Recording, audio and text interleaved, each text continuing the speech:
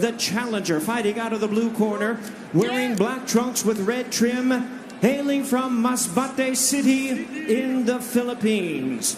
He weighed in right at the junior featherweight limit of 122 pounds. With a record of 19 wins and 2 losses, he has 16 wins coming by way of knockout. Tonight, in his U.S. debut, he is making his first attempt at a world title and seeking his 18th consecutive victory. Ladies and gentlemen, please welcome the WBO World Rank Challenger, introducing Gio Santisima. And his opponent across the ring on my right, fighting out of the red corner, the defending world champion, wearing silver trunks with black trim, hailing from San Juan, Citlaltepec, Mexico.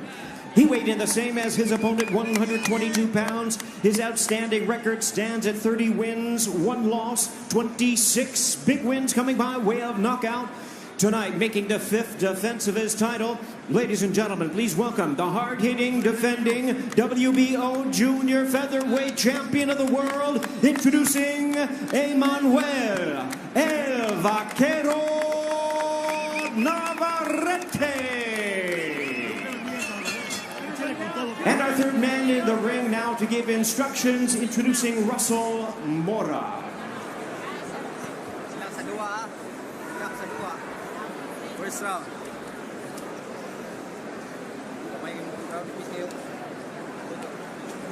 Gentlemen, we went over the rules in the dressing room. I want to remind you both to protect yourself and obey my commands. God bless you both. Touch up now. Emanuel Navarrete won the world title on December 8th of 2018. He did so with a unanimous decision win against Isaac Dogpay, and he did it on a big stage. He was the co-feature for Vasily Lomachenko, Jose Pedraza, and he put forth pressure on Dogpay, and he really roughed him up late. He doesn't mind making a fight, a real hardened fight. He gets after it. This is a guy who had a rare 4-week turnaround for a world championship. He fought for a world title, fought defending a world title on August 17th, and then turned right around and fought also on a Tyson Fury undercard on September 14th. What is this, the 1950s over here with Navarrete? I love this guy, Lennox, with his attitude of wanting to be in there and simply fight. And he's a knockout puncher as well. He throws some great punches. I was watching his last couple fights. He moves well, good ring generalship, and a good fighter. Yeah, Navarrete likes to get you with volume. He'll put pressure on you with his feet, get in range, and let those shots go. And to Joe's point, yes, he's a throwback. Fighters don't fight like that anymore. They go to the gym for 8 to 10 and 12 weeks to get in shape. Navarrete fights to stay in shape, and there's a difference. Fighting to stay in shape. It's funny, there are world champions in this modern era of the sport. You see them fight once a year, often twice a year. Now, obviously, the money becomes huge at a world championship level where you can get away with that. Then there's the wear and tear, but this is a guy who just wants to ply his craft. And there's a place for that, Joe. You get to a certain point where the training camps are harder, they're longer, the fights are tougher. You don't need to be fighting 3 and 4 times a year, unless you've not taken punishment in those fights. But in most cases, when you're fighting at the highest level, 2, maybe 3 times a year is probably the right antidote. Of course, the two of you came to that point in your career where you made a certain decision, both retiring as world champions off of wins.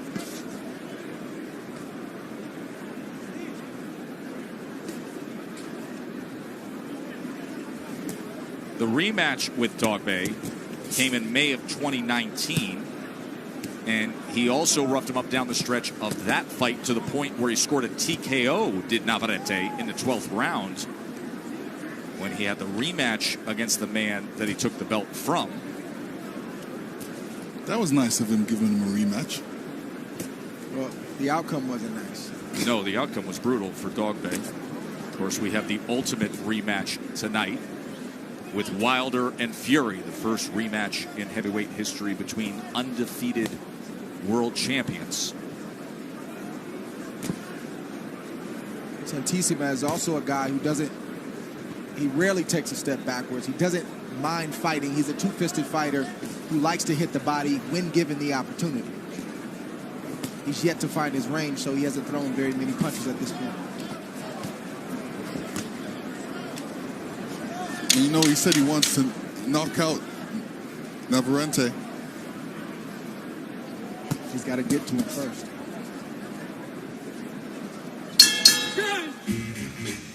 End of one, the title defense for Emanuel Navarrete. Of course, Deontay Wilder is looking for the 11th defense of his title. And he got a very nice visit from a guy who knows exactly what it's like to defend world champions. That is Terrence Bud Crawford, WBO welterweight champion, the former undisputed junior welterweight champion, and number 2 on the current ESPN.com pound-for-pound list, visiting with Deontay Wilder. But you can see how Wilder is constantly locking in here. He has been pacing back and forth, just keeping loose in his locker room. He's been on his feet a lot, Joe, walking back and forth. He's not... What do you think of that? I mean, it's nervous energy, clearly. Well, the other guy's not on his feet. He's hanging out on a leather couch. Yeah, I mean, both guys prepare differently. I mean, for Deontay right now, he wants to walk around. He can't wait to get in the ring. Tyson Fury, he's resting. He says, no need to get excited too fast. I'm resting right now. You got to save those legs because you might need them. Tyson Fury has never seen a camera he doesn't like, always finding it, always smiling, always playing to it. Yesterday in the weigh-in, we had a comical moment when Deontay Wilder was on the same kind of couch in his locker room before they came out. And he was with his fiancée, and they were curled up, and he was resting with the sunglasses on. And Tyson Fury decided he would mock him and do the same thing with his 400-pound brother Shane, and cuddled into him. And then both guys realized they could see each other on the split screen on camera, and it went south from there, only to continue on stage and after the scale with the barbs that were thrown. I guess that was the alternative, since they couldn't really see each other face to face or get as close as they normally would at a weigh-in. So I guess that was the alternative. Yeah, that was the decision made after Wednesday's news conference. Yeah, continual gamesmanship from both of them. That's something we're going to talk about as the evening goes on, the gamesmanship between Wilder and Fury. For now, round number 2 of this WBO 122-pound championship fight. Santisima in the darker trunks, the challenger from the Philippines. He threw 19 punches in that first round. Navarrete threw 62 and landed 18 of them.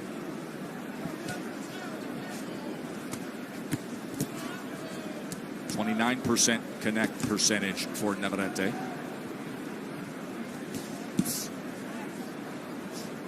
I think Navarrete is fighting the right game plan right now. Very patient. He's not allowing Santisima to get settled, because when he gets settled and he gets comfortable, like I said before, he'll allow both hands to fly. He'll hit to the body, he'll hit to the head. He's very, very aggressive, so you got to touch a guy like that. You have to give him subtle movements, and Navarrete's doing that right now. He's being very patient. There's Santisima, as he was able to land that right hand, and Navarrete covered up, and he comes forward with a 3-punch combination, including that left uppercut.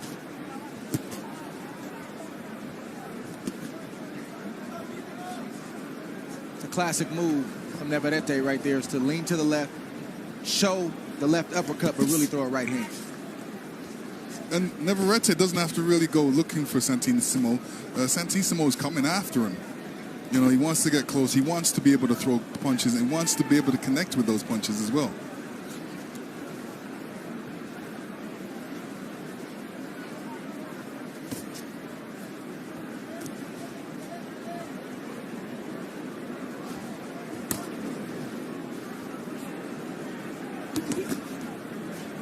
Start to see in the background there the crowd filling in here at the Grand Garden Arena. Show you all the celebrities as they make their entrance a little later on, prior to the heavyweight championship fight. Navarrete with the jab here. Closing moments of round 2. And of course, we will constantly monitor everything that is going on. In former world champion as a middleweight, he is a longtime Kronk fighter, and it was Andy Lee, who was first in Detroit training nearly a decade ago, who invited Tyson to come over. That's when Manny Stewart was still in his prime, prior to his illness. They spent time together with Sugar Hill Stewart, who now trains Tyson Fury. And when Tyson Fury was searching around saying, I'd like to possibly go in a new direction, it was his cousin Andy Lee, who was watching the ramps there, who said, the perfect fit would be to reunite with Kronk. That is what he did. So Sugar Hill Stewart and Andy Lee will be in the corner of Tyson tonight. Mark Breland, also a former Kronk fighter. Yeah, Mark Breland, by the way, a great fighter back in the day, both as an amateur and as a pro, and he has been a critical part of the success of Deontay Wilder, along with his longtime trainer from there in Tuscaloosa, Alabama, J.D.'s. That has been an unbreakable bond for years for Wilder. A body punch comes in from the champion Navarrete. Round number 3 here. Santisima felt that left hook to the body right there. He took a walk around the park to get a break, and Navarrete noticed it. Navarrete finding some confidence coming forward here in round number 3. Body punches, he's been able to land 14%. That left hand hit the mark moments ago.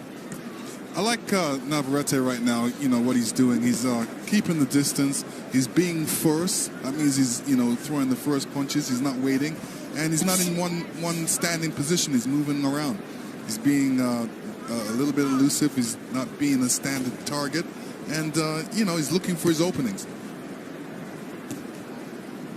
We talked about Imam earlier in the night, not giving different looks, doing the same thing over and over. And like you mentioned, Champ, Navarrete is giving so many different looks, and it's hard to get settled. It's hard to know what he's going to do. He shows you one thing, and he does another. You think he's throwing, he throws the right. The next thing you know, you're in a shootout with him, and then he's back on the outside using his reach.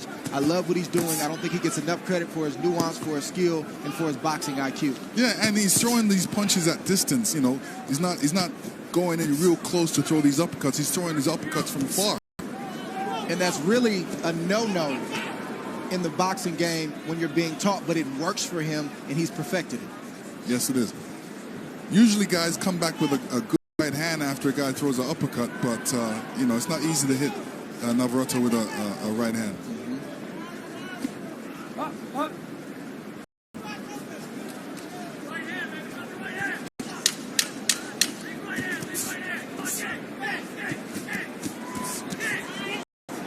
Combination here at the end of round number 3. Another left hand from Navarrete. Trying to target the right hand, and he does.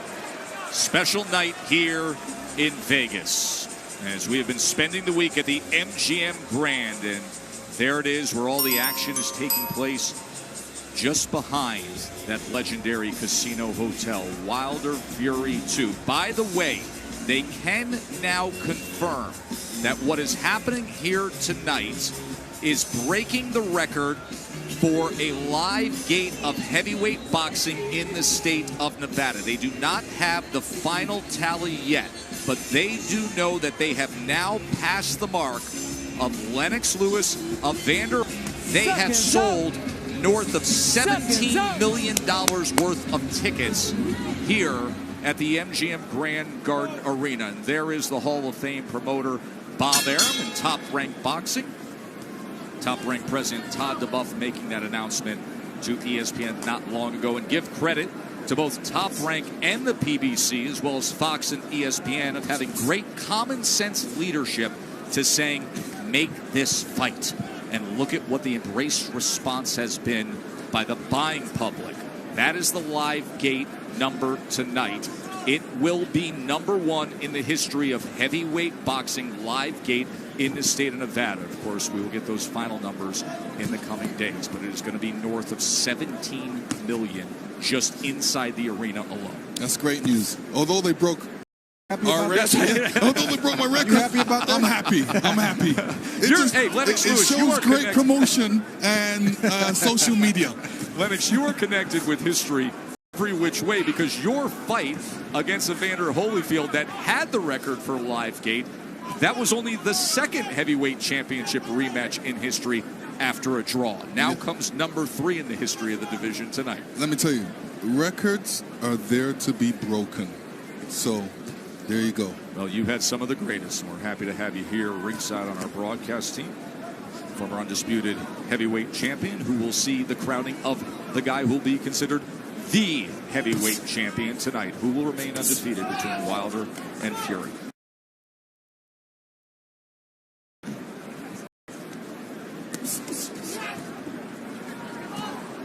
And this is the moment where the commission signs off on the most powerful weapon in sports, the right hand of Deontay Wilder. So the wrap has been approved.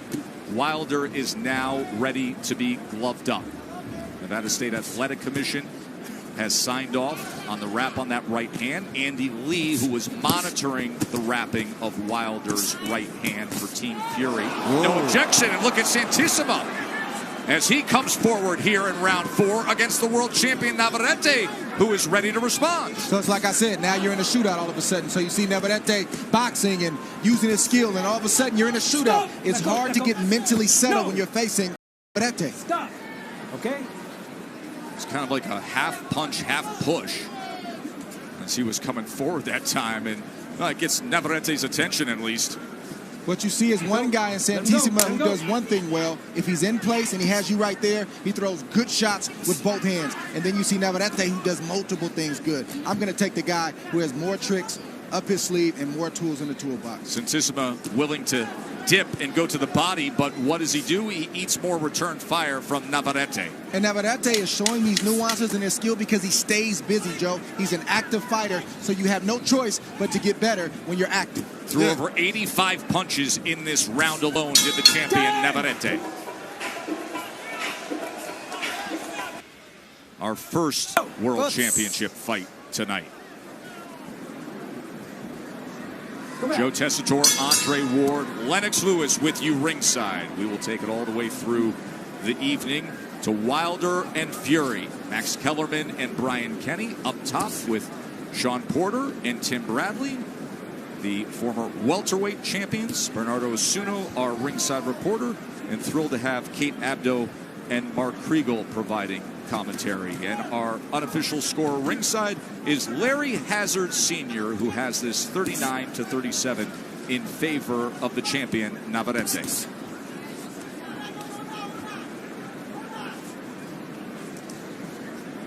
Now Mark Breland is working on the left hand of Deontay Wilder. The left hand that many say needs to be in use more. The jab could be a far more effective tool for Deontay Wilder, perhaps a more fully evolved and effective fighter. But when you have the greatest single weapon in boxing, oh boy, do you like to use it. And that is the right hand and that power. Oh, yeah. And, you know, Deontay's got a great right hand. Everybody's looking for that right hand, but I know there's a left hook in there. There's an uppercut in there that, you know, a lot of people don't know about. And I'm sure that he wants to bring that out in this fight. So as Wilder gets wrapped, Tyson Fury sits back and is still relaxing, flanked by his wife Paris and his family, his brothers.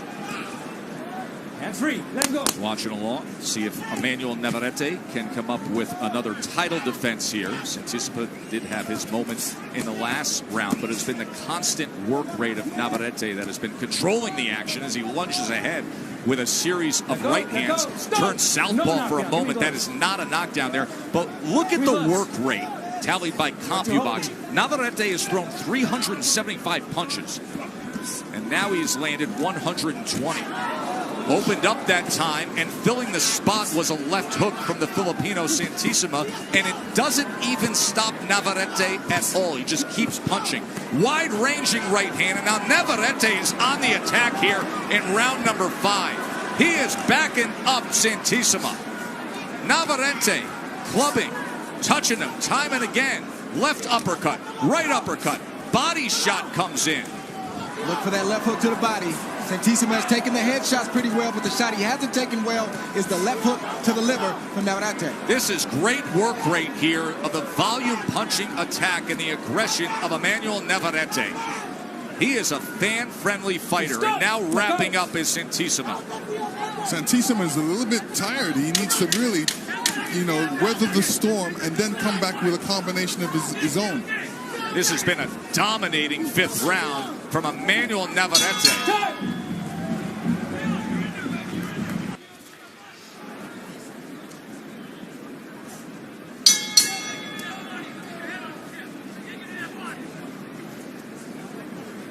So after that big round, let's see what Navarrete offers up here. Round number 6 of our world title fight. Navarrete, he's sensing it a little bit more. He feels that he's got everything in hand, and he wants to take him out in this round. Navarrete's probably going to take half of this round off, and then you're going to see him crank it back up. Santisima is still trying to recover from what happened the last round, so he's not taking advantage of Navarrete taking this part of the round off. It's a silent agreement taking place right now. If you're going to rest, I'm going to rest.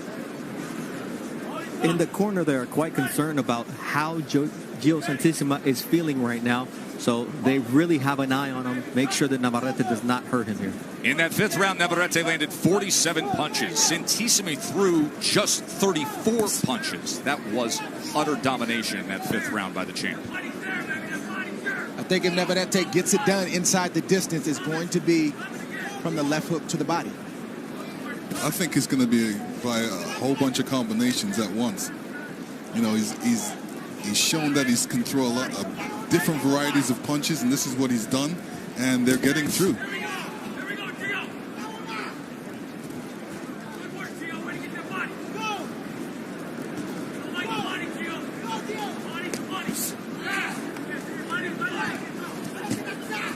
It's a right hand from Navarrete. They were trying to get over the top there. 450 punches to this point. Santisima just 166.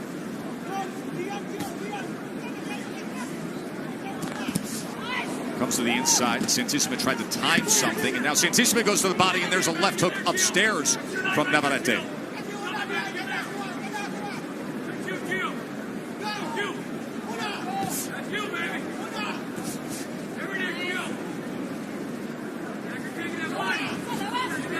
Navarrete is a veteran. He fights when he wants to fight, and he rests when he wants to rest, but he's even learned how to rest and take a round off and still win that round with throwing minimal punches and taking minimal punishment.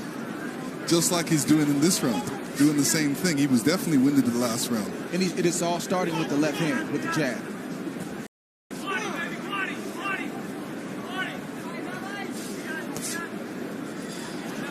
Navarrete would be a good case study for Fandor. Tall guy, clearly not as tall, but a guy who knows how to use his range, but also knows when to go inside when he has the advantage. Deontay Wilder being stretched out now in his locker room. Meanwhile, Fury's walking around with a crown on his head. I think they're going through which crown do you prefer? He's in street clothes. Is he going to get it's incredible. One guy is already have his hands wrapped. He's to the in-arena of music here. He's having fun before the fight. Ever. It's all he knows. You better lock in and get focused. Let me tell you, lock in and get focused. Some guys like to get ready early and get stretched out. Some guys like to get ready late. I was one of the persons that like to get ready late. You know, is there advantage one way or the other, or is it just a preference? Well, it's a preference for me. I didn't like waiting around and sitting around and not doing anything. If I was doing that, I'll be sleeping. So if I was there early, then I would have time to stretch out. You know, Muhammad Ali took like 2 hours to get ready, and he did a lot of shadow boxing. He did a lot of stretching. I always had a concern about being rushed. I knew I had a walk time. I knew the stage manager was going to come back and say, we're walking in 5 minutes. I never wanted to be ill-prepared. I wanted to have my cup on, my wraps on, be fully warm, so I always made sure I was ready ahead of time and with time to spare. Well, as somebody who travels the world with you week in and week out covering boxing, I'm well aware of how you like to be prepared well in advance, Andre Ward. It's great to have this conversation driven between the guy who was the heavyweight champion of the world and the guy who retired undefeated as the #1 pound-for-pound fighter in the world, Lennox Lewis and Andre Ward. What a dream team we have ringside here tonight with the two of you. Round 7 here, WBO 122-pound championship with Emanuel Navarrete, who has been among the most active world champions in boxing. 5 title fights in just 14 months. And we mentioned it earlier, at one point last year, he had the rarest of rares, a 4-week turnaround to defend a title. He fought in mid-August, he fought in mid-September. Navarrete showed us a different look there. He turned southpaw for a moment. Didn't connect with any punches, but it was a good look. Overall, he's out-connected Santisima 164-42, including 124 power punches. The best were coming in round number 5 when he had 47 connects. There's a 1-2 from the champ. Well, this slot on this card, Joe, was not even Navarrete's initially. It was Gilberto Ramirez. And he didn't want it for whatever reason. So Navarrete said, okay, I'll take it. So that's why he's here tonight. Well, when his phone rings, he always says yes. Now, what's interesting about the future of Navarrete, assuming he defends the title here tonight and gets through this, he has been struggling to make 122 pounds. He struggled this week. When we met with him the other day, he walks into the room. Lennox, I saw your eyes go up. He was chewing on ice cubes. That's all he was eating for about a day and a half, just chewing on ice cubes. This most likely is his final fight at 122 pounds. Yeah, I believe that. I mean, you got to fight the weight that you're comfortable at. And if he's not comfortable there, if it's hard for him to make weight, go up. I feel like we've said that the last 3 or 4 fights, Joe, and then he comes out here and puts on a great performance, and then he stretches it one more. That's the difference is now is his team, his management is saying that. And then you look at the featherweight division and you consider some of the big names there and a guy who has the frame and can go up 4 pounds, but very attractive fights to be made at 126 pounds for Navarrete. Yeah, there's no easy work at 126 for Navarrete, but great matchups, like you said. Carl Frampton there. Josh Warrington, of course, Shakur Stevenson, who Andre Ward, you co-manage. Gary Russell, outstanding fighters as you go to 126 and 130 pounds. Also a sharp dresser. Is he ever? Coming to the end of round number 7, and that affords us the opportunity to go up to Brian Kenny and the guys. Kellerman shut out for the entire between rounds. Joe! and I find that greatly disappointing, so I'd love to hear what Max has to say. Max, what say you? Deontay Wilder's the puncher. Rocky Marciano used to fall asleep in the locker room before fights, take a nap. Deontay's not thinking about anything but the job at hand. He's actually relaxed and focused. And Tyson Fury has that Ali personality. He's an extrovert. He's a showman. He's enjoying himself. These guys are authentic characters. This is who they are. Tyson Fury is the ultimate showman, and Deontay Wilder is a fascinating personality. You'll hear that roar of Bomb Squad a little later on. And then, of course, you will see if he can deliver the ultimate bomb, and that is the eraser, the right hand. He has 41 knockouts, the most of any current champion. Pacquiao with 39. Canelo has 36. Here we are in round number 8. Larry Hazard Sr. has it 59-55 in favor of Emanuel Navarrete, looking for another title defense. He has been dominating the action so far, with the exception of round number 4, when we saw Santisima land that left hook to the neck and the side of the head of Navarrete. Not to take away from this fight, Joe, but the more that this arena starts to fill up, you start to feel the suspense and the anticipation of the main event.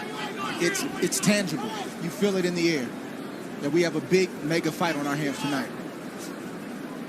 Well, let's add that up the right way there, as we include round 7 there and just took a glance at 69-64 with Larry Hazard Sr.'s score there. You're absolutely right, Dre. You can sense it, and you can sense it building all week long.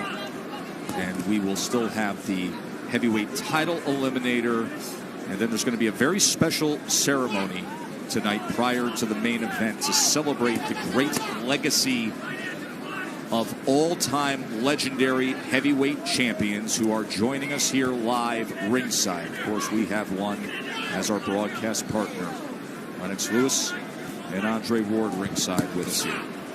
I think Navarrete needs to get back to hitting the body of Santisima.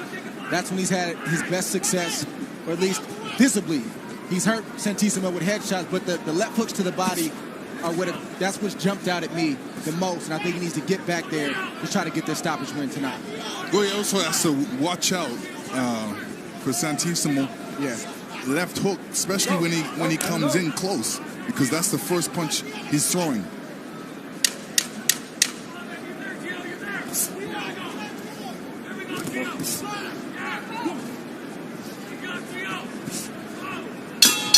End of 8.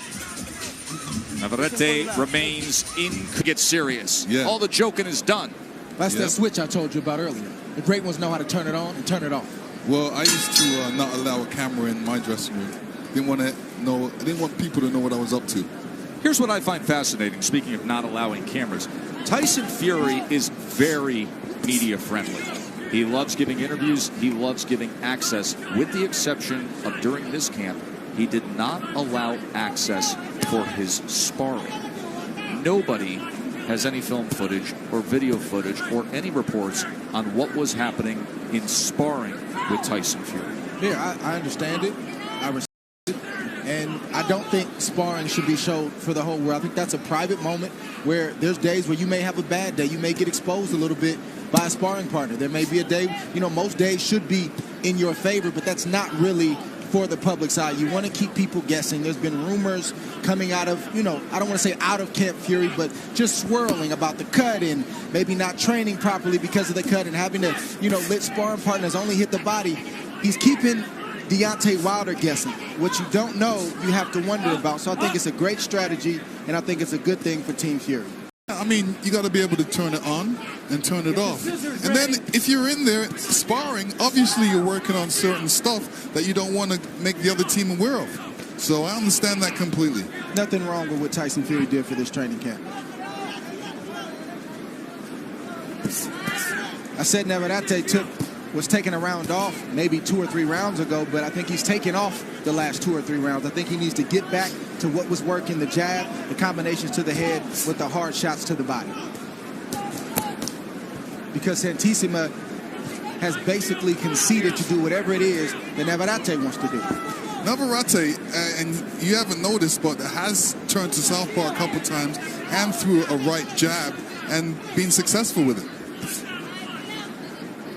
And he switches from right-handed to left-handed seamlessly. He does. On the attack, if it's there, he'll take it. He has no problem with making that transition orthodox to southpaw in motion based on how the punches are coming. It's not by the book, but it works for him.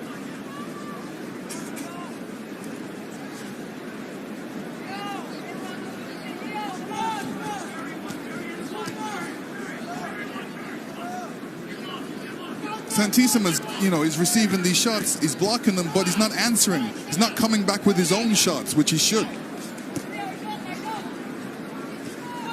He's waiting for that perfect time to throw that perfect punch. Sometimes it's not there.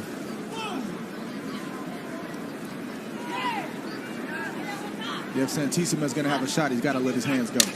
Big night here in Vegas, our first world title fight. We have the heavyweight eliminator and then the big one, Wilder Fury, which means all the celebrities will be coming out. And believe it or not, many have arrived early here to the MGM Grand Garden of Thrones. We have boxing luminaries, NBA players, NFL players, and Magic Johnson has just arrived. Great to see you, man. There is something about these two undefeated heavyweights, something about this mega promotion that really brings us back to the last, most recent golden era of the big Vegas heavyweight fights of Lennox and Iron Mike and Holyfield and Bo.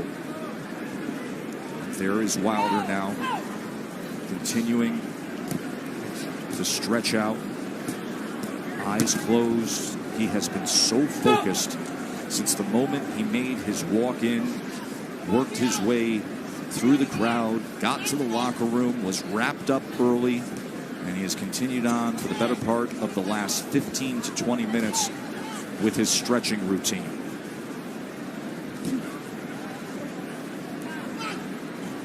And Joe, speaking of hand wraps, if you see Navarrete shaking that right hand, it's not particularly injured, but his cornerman Pedro Navarrete told me the hand wrap was loose, and that's why he's not able to flick it the way he usually does. And that's the last thing that a fighter wants to feel, is that the wrap isn't the way he prefers it.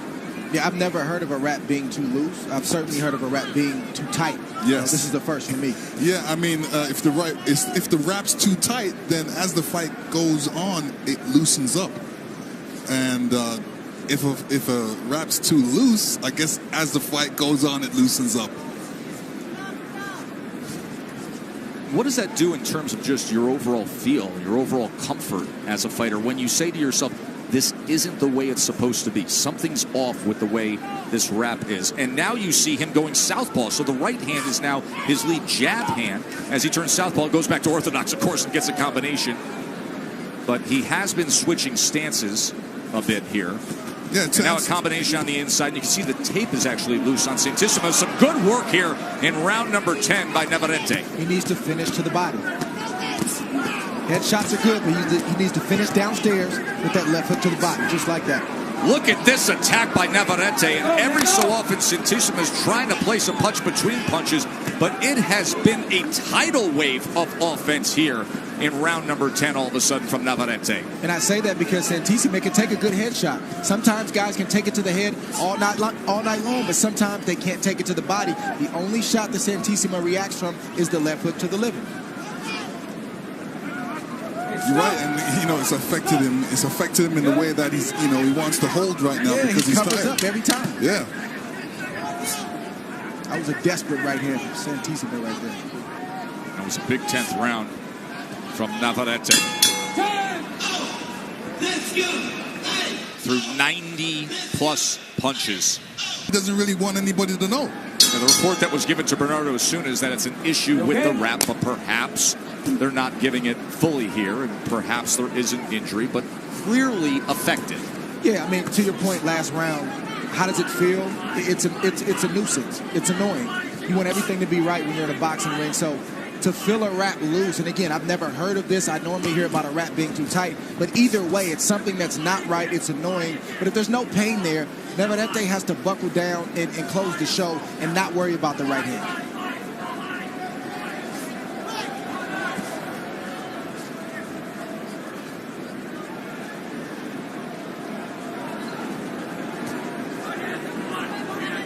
Unless that wrap is so loose where it's not protecting his hand anymore, he needs to lock in, like I said, and find a way around it. Good body shot right there from Santisima. There have been times where Santisima has found just enough of a crevice between punches, and now he tries to come over the top with the right hand, just missed there. That was blocked away from Navarrete. Santisima willing here in round number 11. And look at Navarrete now with his elbow up on the top rope before he comes out at the Filipino challenger. That left hook a few seconds ago hurt Santisima. Yeah, he's still squinting from it. And Navarrete sees Santisima affected. You can tell. Yeah. And there's a headshot. Santisima, he is compromised here in round number 11. Navarrete on the charge, trying to place a short uppercut on the inside. Combination punching upstairs. Uppercut, body shot came in with a left hand. Runs to him to close the gap. Can he close the show here in style? Round number 11, trying to defend his title one more time. Santisima so game. He actually ducked through the blue and white rope for a moment there. Strafing attack to the head. Coming down and wrapping up his Santisima, but he can't hold back from the Mexican world champion. And the referee is very close to the... And now tying up so awkwardly that he throws Navarrete into that top rope. Clearly damaged is Santisima. Can Navarrete finish things off here in round number 11? Russell Morris giving it a look. There it is. TKO victory. Emanuel Navarrete. Yeah, the ref was really close to it. He was looking to see what was going on. And I knew he was going to step in and stop the fight right there.